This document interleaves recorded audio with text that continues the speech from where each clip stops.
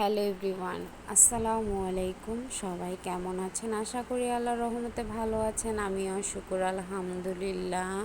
Welcome back to the channel. আমার চ্যানেলে সবাইকে স্বাগত। নতুন এক ব্লগ নিয়ে এসেছি, ইনশাল্লাহ সবার ভালো লাগবে। আমার ভাগ্নির বিয়ে বিয়ে বিয়ে বিয়ে তাই নিয়ে আমাদের বাড়িতে তোড়ফাড় চলছে এতদিন।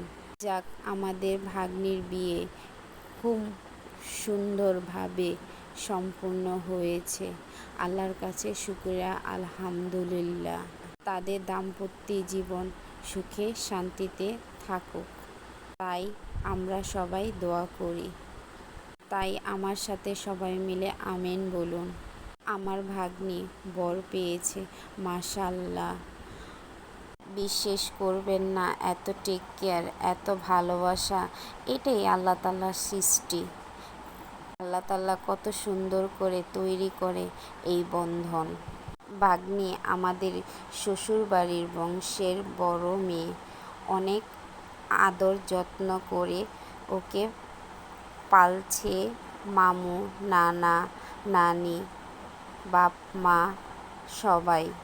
একটা কথা আছে না, বাপ মার বাড়িতে থাকলে মেয়ে থাকে রাজকন্যা, ঠিক তাই।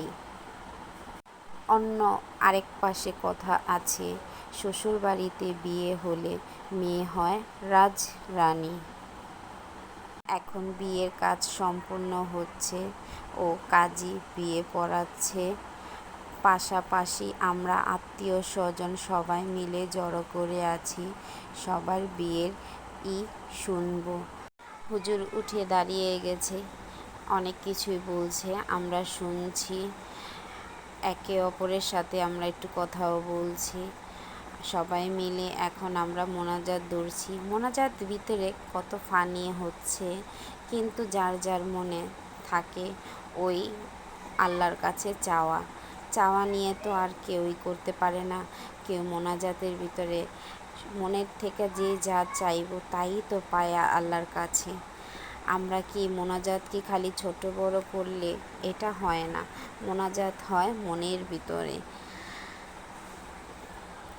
অবশ্যই আমার চ্যানেলে চোখ রাখবেন, আমি আরও নতুন নতুন ভিডিও নিয়ে আসব, ইনশাল্লাহ আপনাদের পছন্দ হবে।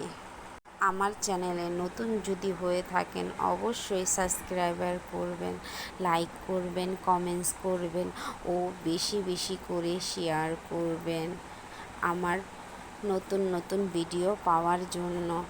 আপনারা আমার এই ছোট্ট চ্যানেলটাকে ইনশাআল্লাহ আশা করি আপনারা অনেক বড় করে দিবেন। এখন মিষ্টি মুখ করার পালা। খেয়ে বলি মিষ্টিটা কেমন হয়েছে। বাই, আল্লাহ হাফেজ।